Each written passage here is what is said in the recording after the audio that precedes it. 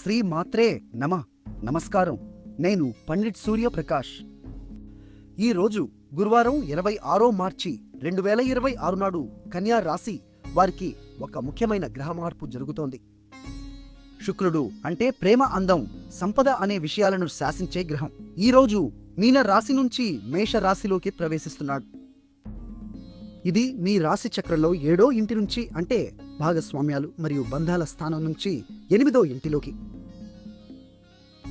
అంటే మార్పులు మరియు అనూహ్య పరిణామాల స్థానంలోకి మారుతున్నాడు. ఇంతవరకు శుక్రుడు మీన రాశిలో ఉచ్చ స్థానంలో ఉండటం వల్ల మీ సంబంధాలలో మాధుర్యం, అనురాగం బాగా ఉండేవి. కానీ ఈ రోజు నుంచి పరిస్థితి కొంచెం మారుతుంది. 8వ ఇల్లు అంటే భయపడాల్సిన అవసరం లేదు. ఈ స్థానం మిమ్మల్ని లోతుగా ఆలోచించేలా చేస్తుంది. పాత ఆర్థిక విషయాలలో స్పష్టత వస్తుంది.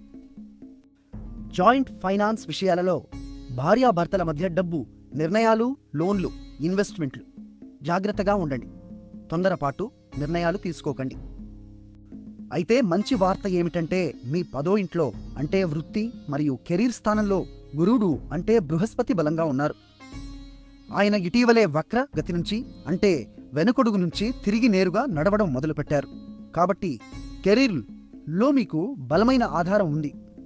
నా సలహా ఏమిటంటే ఈరోజు ఆర్థిక నిర్ణయాలు వాయిదా వేయండి. కొత్త లోన్లు, పెద్ద ఖర్చులు ఒక వారం ఆగండి.